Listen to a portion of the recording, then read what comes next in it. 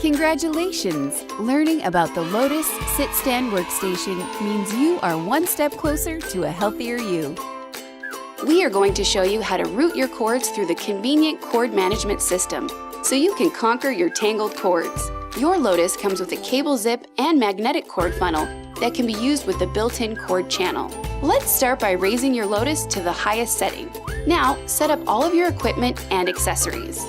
If your keyboard or mouse have cords, route them through the opening on the platform and anchor using the clips underneath the platform. Then guide the cords through the cord channel to the back of the Lotus. Pull the cords through the opening and snap the cord funnel into place. Gather all of your cords in the cord funnel. Now it's time to apply the cable zip. Clamp the tool around the cords.